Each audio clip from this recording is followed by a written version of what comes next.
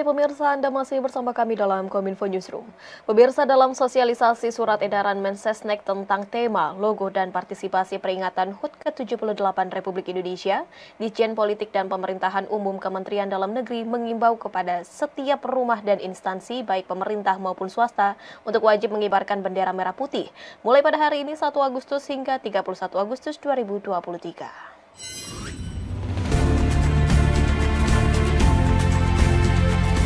Guna menyemarakan peringatan Hari Ulang Tahun ke-78 Republik Indonesia, Ditjen Politik dan Pemerintahan Umum Kementerian Dalam Negeri mengadakan sosialisasi mengenai Surat Edaran Menteri Sekretaris Negara tentang tema, logo, dan partisipasi peringatan HUT ke-78 Kemerdekaan Republik Indonesia. Dirjen Politik dan PUM Kemendagri Bahtiar menyampaikan bahwa mulai tanggal 1 Agustus hingga 31 Agustus 2023, setiap rumah dan instansi baik pemerintah maupun swasta wajib untuk mengibarkan bendera merah putih dalam rangka HUT ke-78 Kemerdekaan Indonesia. Hal tersebut sebagai upaya dalam menyemarakan HUT Kemerdekaan Indonesia. Tanggal 1 Agustus sampai dengan 31 Agustus, seluruh lingkungan masyarakat, instansi pemerintahan maupun di lingkungan warga wajib menaikkan atau mengibarkan bendera merah putih di lingkungannya masing-masing. Bahtiar mengharapkan seluruh pihak dan masyarakat Indonesia dapat berpartisipasi secara aktif dalam menyemarakan peringatan HUT ke-78 Kemerdekaan Indonesia, agar peringatan kemerdekaan ini dapat berjalan dengan semarak, serta agar membangkitkan Indonesia pasca pandemi COVID-19 beberapa waktu lalu. Di kesempatan yang sama, Direktur Bina Ideologi, Karakter, dan Wawasan Kebangsaan Kemendagri, Derajat Wisnu Setiawan, mengatakan bahwa setiap instansi harus menggunakan logo HUT ke-78 Republik Indonesia, dan mengenai penggunaannya dapat dilihat melalui situs resmi Sekretariat Negara. Derajat juga menambahkan bahwa seluruh pihak seperti Satpol PP dan jajarannya serta pejabat daerah perlu melakukan patroli dan pengecekan di lingkungan daerahnya masing-masing mengenai proses pemasangan dan pengibaran bendera merah putih. Ada seluruh Satpol PP dan jajarannya, para camat, para kepala desa dan lurah untuk selalu patroli turun ke lapangan untuk memastikan bahwa setiap rumah tangga, kantor-kantor pemerintah dan swasta, jalan-jalan protokol, dan titik-titik strategis lainnya telah mengibarkan bendera merah putih. Dan juga kami harapkan nanti dapat melibatkan Babinsa dan Babin Kaptimmas Polri untuk melakukan patroli turun ke lapangan di wilayah masing-masing untuk memastikan seluruh rumah-rumah penduduk telah mengibarkan bendera merah putih. Pemirsa, pada tahun ini pemerintah tidak lagi membuka undangan secara virtual kepada masyarakat yang ingin mengikuti upacara kemerdekaan di Istana Negara, melainkan peringatan HUT Republik Indonesia akan dilaksanakan sepenuhnya secara luring. Bagi masyarakat yang ingin mengikuti upacara peringatan HUT Republik Indonesia di Istana Negara, dapat mendaftar pada laman Pandang Istana yang akan dibuka pada minggu depan.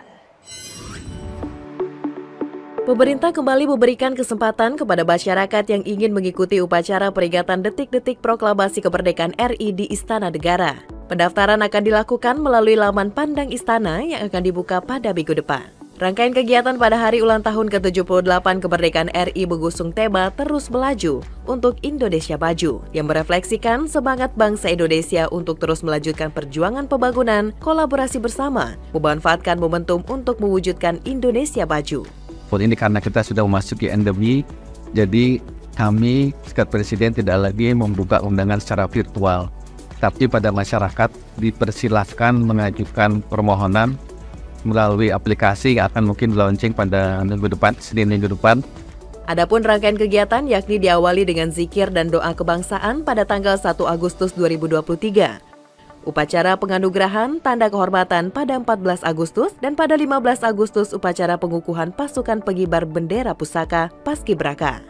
Tak hanya itu, pada tanggal 16 Agustus juga akan dilaksanakan rangkaian acara kenegaraan seperti pidato kenegaraan dan pidato penyampaian rancangan Undang-Undang Anggaran Pendapatan Belanja Negara tahun 2024 yang bertempat di gedung MPR DPR DPD RI. Tak hanya itu, Wamenparekraf menyebutkan akan ada 3 set event yang dirancang untuk membangkitkan semangat kebangsaan dan kebanggaan atas tradisi dan budaya Indonesia, yakni pemecahan rekor dunia angklung tahun 2023 yang akan digelar pada 5 Agustus 2023 dan melibatkan lebih dari 15.000 pemain angklung.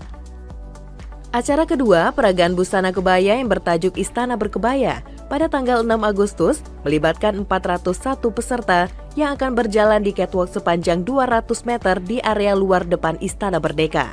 Dan acara ketiga yakni Gemilang Silang Monas yang akan diisi oleh pertunjukan video mapping dan dilaksanakan di Monumen Nasional pada 17 Agustus 2023. Menteri Keuangan Sri Mulyani memberikan penghargaan berupa insentif fiskal untuk pemerintah daerah yang berhasil mengendalikan inflasi. Insentif yang diberikan sebesar Rp330 miliar untuk periode pertama dan kedua tahun 2023, sedangkan untuk periode ketiga sebesar Rp340 miliar. Sehingga keseluruhan alokasi insentif pada tahun 2023 yang diberikan kepada Pemda yang berhasil menangani inflasi mencapai Rp1 triliun. Dalam rapat koordinasi pengendalian inflasi daerah di Gedung Sasana Bakti Praja SBP Jakarta, Kementerian Keuangan memberikan penghargaan berupa insentif fiskal kepada pemerintah daerah yang dinilai mencapai kinerja terbaik dalam pengendalian inflasi. Adapun dana yang dialokasikan insentif fiskal atas kinerja pengendalian inflasi di tahun 2023 sebesar Rp1,0 triliun. Ketentuan ini tertuang dalam PMK nomor 67 tahun 2023 tentang insentif fiskal untuk penghargaan kinerja tahun berjalan pada tahun anggaran 2023 dalam 3 periode. Menteri Keuangan Sri Mulyani menyebut besaran insentif yang diberikan sebesar Rp330 miliar untuk periode pertama dan kedua tahun 2023. Sedangkan periode ketiga sebesar Rp340 miliar. Sehingga keseluruhan alokasi insentif tahun 2023 yang diberikan kepada Pemda yang berhasil menangani inflasi mencapai Rp1 triliun. Ini tadi Pak Luki mengatakan 330 itu 1 kali penghargaan, kita kasih 3 kali penghargaan. Jadi 1 triliun.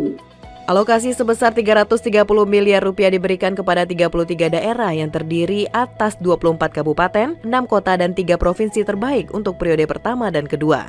Sedangkan untuk periode ketiga, diberikan kepada 34 daerah yang terdiri dari 3 provinsi, 6 kota, dan 25 kabupaten dengan indikator penilaian dilihat dari upaya pengendalian inflasi pangan, laporan pengendalian inflasi, indeks pengendalian harga, dan realisasi belanja pendukung pengendalian inflasi. Menteri Keuangan menegaskan bahwa insentif fiskal harus digunakan langsung untuk hal-hal yang bermanfaat bagi masyarakat. Insentif fiskal tidak boleh digunakan untuk menambah gaji, penghasilan, honorarium, dan berbagai perjalanan dinas. Pakailah langsung yang bermanfaat bagi masyarakat, dari mulai bantuan modal, bantuan sosial, bantuan bibit, subsidi bunga untuk masyarakat UMKM, pemberian beasiswa, kegiatan masyarakat yang memberikan manfaat pada masyarakat miskin. Saya akan sangat mendorong supaya ini menjadi salah satu perhatian. Sinergi Bea Cukai dan Polres Metro Jakarta Pusat berhasil menggagalkan upaya penyelundupan narkotika sebanyak 5 kg. Penyelundupan narkotika kali ini menggunakan modus false compartment pada koper milik seorang WNA asal Kenya. Tim gabungan Direktorat Interdiksi Narkotika Bea Cukai, KPU Bea Cukai Soekarno-Hatta, dan Polres Metro Jakarta Pusat berhasil mengamankan sebanyak 5 kg narkotika yang terdiri dari 3 kantong plastik berisi narkotika jenis metamfetamin. Kepala KPU Bea Cukai Soekarno-Hatta Gatot Sugeng Wibowo pada konferensi pers yang dilaksanakan di KPU Bea Cukai Soekarno-Hatta menyebutkan barang haram tersebut didapat dari seorang warga negara asing asal Kenya. Penangkapan diawali dengan kecurigaan petugas Bea Cukai ketika tiba di Terminal 3 Bandara Soekarno-Hatta pada tanggal 23 Juli 2023. Selain untuk mengoptimalkan tugas dan fungsinya, penangkapan ini juga merupakan bentuk komitmen Bea Cukai untuk terus bersinergi dengan aparat penegak hukum lainnya demi menjaga masyarakat Indonesia dari peredaran gelap narkotika. Kurang lebih 5 kg kita amankan dengan modus disembunyikan dengan menggunakan bungkusan plastik pada dinding koper milik seorang penumpang wanita, ya, berkewarganegaraan Kenya atau dari Afrika yang ketibaannya dicurigai oleh petugas Bea dan Cukai di kedatangan Terminal 3 Internasional Bandara Soekarno-Hatta pada tanggal 23 Juli tahun 2023. Pemirsa, usai jeda kami akan kembali dengan informasi upaya negara memutus rantai perkawinan anak bersama rekan kami Mona Azari sesaat lagi.